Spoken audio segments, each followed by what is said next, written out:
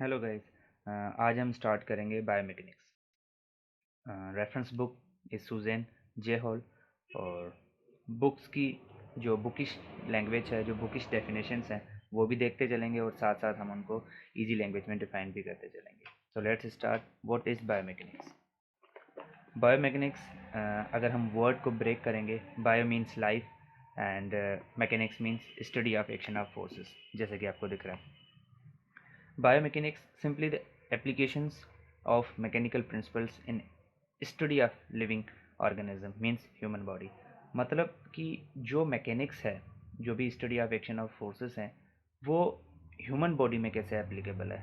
Means हम कोई भी एक्टिविटी करते हैं, किसी चीज़ को थ्रो करते हैं, किसी लेट सपोज कोई बॉल थ्रो करते हैं, कोई हमें इंटरनल फोर्स है जो कि मसल से प्रोड्यूस होता है, हम उस बॉडी उसको कैसे रेस्पॉन्ड करती है, कैसे रिएक्ट करती है, या कोई एक्सटर्नल वेट अगर हम कैरी करते हैं तो उसका बॉडी पे क्या इम्पैक्ट पड़ता है। This is all about the biomechanics. वैसे बायोमेकेनिक सिंपली एक सब डिसिप्लिन है कैंसोलॉजी का, मतलब एक पार्ट है कैंसोलॉजी का। And what is the kinesiology? Study of human movement, जो कि एक अनदर सब्जेक्ट है। ये उसका एक सब डिसिप्लिन है।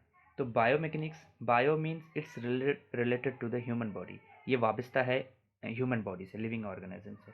और मैकेनिक्स मीन्स जो भी फोर्स एक्ट कर रहा है, उनको क्या रिस्पॉन्ड कर रही है और उनकी वजह से क्या क्या एक्टिविटी हो रही है, उसको हम कहेंगे सिंपली बायोमेकेनिक्स। अब फोर्सेस दोनों किस्म के हो सकते हैं, internal forces and external forces. Internal forces जो कि जनरेट होते हैं मसल से, डेफिनेटली मस्कुलर फोर्स जिसको हम कहेंगे। एक्सटर्नल जो भी हमारे ऊपर रिएक्ट एक्ट करता है, जैसे ग्रेविटेशनल फोर्स है और भी जितने भी फोर्सेस हैं, तो ये कैसे रिएक्ट करते हैं और बॉडी उनको कैसे रेस्पॉन्ड करती है।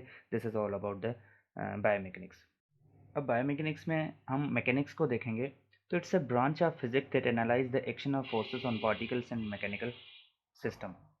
मीन्स ये फिजिक्स की एक ब्रांच है जो कि एनालाइज करती है जितने भी फोर्सेस की एक्शंस हैं किसी भी पार्टिकल या किसी भी सिस्टम के ऊपर। डेफिनेटली हम बायोमेकेनिक्स स्टडी करिए तो मैकेनिक्स है। वैसे बायोमेकेनिक्स की बात करें तो ह्यूमन बॉडी की ही सिर्फ बात होगी, तो जिसमें भी इंटरनल या एक्सटर्नल फोर्सेस हैं उनकी जो एनालाइजेशन है वो आते हैं मैकेनिक्स के ऊपर, because mechanics is branch of physics basically. अब उसके दो पार्ट्स हैं, या कह लें कि दो सब ब्रांचेज या सब डिवीजन्स हैं, जैसे कि आपको दिख रहा है स्टैटिक एंड डायनामिक।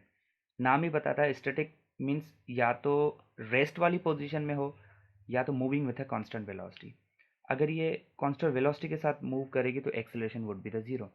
तो इसको सिंपली डिफाइन करेंगे, it's a branch of mechanics dealing with a system in a constant state of motion, या तो either at the rest or moving with a constant velocity. तो वो सिस्टम्स या वो जो कांस्टेंट वेलोसिटी के साथ मूव कर रहे हो, या जहाँ पे एक्सेलरेशन जीरो हो या एट द रेस्ट हो, तो उन सिस्टम्स को स्टडी करने के लिए we have a statics, that is a sub branch of mechanics. उसके बाद सेकंड सब ब्रांच इज द डायनामिक्स। नाम ही बताता है मूविंग, यहाँ पे एक्सेलरेशन होगी।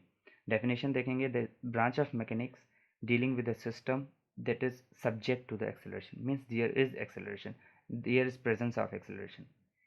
तो जितने भी ऑब्जेक्ट्स हैं या पार्टिकल्स हैं मूव कर रहे हैं और वहाँ पे एक्सेलरेशन है, they are studied under the sub branch dynamics, and this is the sub branch of the mechanics basically. अब हम बायोमेकेनिक्स की तरफ अगर हम आ जाएं तो बायोमेकेनिकल जो स्टडी है या जो बायोमेकेनिक्स है उनकी सब डिवीजन, ये थी मैकेनिक्स की दो सब डिवीजन। अब हम आ जाते हैं बायोमेकेनिक्स की जो दो sub division, kinematics and kinetics. इनको सिंपली अगर हम एक्सप्लेन करें, पहले डेफिनेशन देख लेते हैं। Study of description of motion including the consideration of space and time. Simply कि जो मोशन की जितनी भी डिस्क्रिप्शन आ जाती है, जिसमें उसकी साइज आ गई, सीक्वेंस आ गई, टाइमिंग आ गई किसी भी मूवमेंट की, irrespective of force that causing the movement, इनको इन शॉर्ट अगर हम एक्सप्लेन करें, the study of description of motion including consideration of space and time irrespective of causing forces. Explain करें, लेट सपोज अगर हम किसी बॉल को किक करते हैं तो उसको अगर हम एक्सप्लेन इस तरह करेंगे कि हमने इतने न्यूटन के साथ फोर्स अप्लाई किया, ये बॉल इस डायरेक्शन में फोर्स हमने अप्लाई किया, ये बॉल इस डायरेक्शन में गया, नॉर्थ है, south etcetera, with dash speed, तो वो आ जाएगा काइनेमेटिक्स के ऊपर। मतलब स्टडी हम किसी भी मोशन किसी भी मूवमेंट की स्टडी करें, लेकिन जो फोर्स मूवमेंट कॉज कराता है उसको स्टडी ना करें, इररिस्पेक्टिव ऑफ द फोर्सेस, तो वो आ जाएगा काइनेमेटिक्स में। और काइनेटिक्स क्या होता है? Study of action of forces. Means एक मूव कोई भी मूवमेंट हो, डेफिनेटली अगर मूवमेंट होगी तो कोई ना कोई फोर्स, कोई ना कोई एजेंट होगा जो कि उस मूवमेंट को क्रिएट कर रहा होगा, उस मूवमेंट को रिजल्ट कर रहा होगा। अगर ऐसी स्टडी जिसमें हम उस मूवमेंट की हर एक्टिविटी को देखें, उसको स्पेस देखें, उसकी साइज़ देखें, उसका टाइम देखें, उसकी रेफरेंस देखें, एवरीथिंग स्पेस एंड टाइम हर चीज़ उसके देखें सिवाय फोर्स के, तो वो आ जाता है काइनेमेटिक्स में। मतलब जिसने उस मूवमेंट को क्रिएट किया उससे हमारा वास्ता नहीं है इन केस ऑफ काइनेमेटिक्स। और काइनेटिक्स में क्या होता है, जो फोर्स सिर्फ मूवमेंट कॉज करता है। हाँ definitely every movement is created by a force, इधर पुश और पुल। तो जो फोर्स मूवमेंट कॉज कर रहा है उसकी सिर्फ स्टडी हो, सिर्फ फोर्स की study of action of forces, उसको हम कहेंगे काइनेटिक्स। इसकी दूसरी डेफिनेशन है study of forces associated with motion. Every motion is associated with any sort of force. So these kinetics and kinematics are subdivisions या sub branches of biomechanics. Now let's see the problem solving approach. एक word use होता है qualitative and quantitative. तो ये एक छोटा सा topic है, इसको हम डिस्कस करते हैं। क्वांटिटेटिव मीन्स जिसमें नंबर मेंशन्ड हो, जिस तरह आपको दिख रहा है मिसाल के तौर पे यहाँ पे 6 मीटर 3 सेकंड 50 टन, ये हम एक्सप्लेन करते हैं।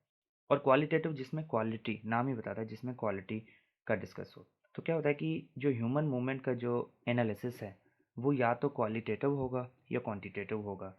Means the analysis of human movement may be either the qualitative और क्वांटिटेटिव।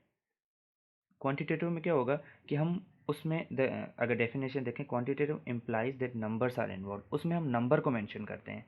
और क्वालिटेटिव जिसमें नंबर्स मेंशन ना हो, जिसमें क्वालिटी कोई मेंशन हो। The qualitative refers to the description of quality without the use of numbers. मिसाल के तौर पे यहाँ पे एक मिसाल गिवन है, after watching the performance of a standing long jump.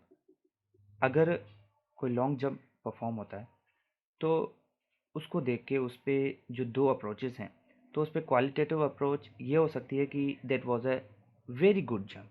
ये क्वालिटेटिव अप्रोच है कि उसने उसकी क्वालिटी को रिप्रेजेंट किया। और उसी जगह पे अगर क्वांटिटेटिव अप्रोच देखेंगे तो वो कहेगा कि that jump was 2.1 metre in length. तो उसने उसका जो डिस्टेंस है या जो डिस्प्लेसमेंट है जो उसने तय किया वो उसको रिप्रेजेंट कर रहा है। तो दोनों तरफ मेंशन क्या हो रहा है, एक जगह क्वालिटी मेंशन हो रही है कि that was a great jump, तो उसने उसकी क्वालिटी को रिप्रेजेंट किया।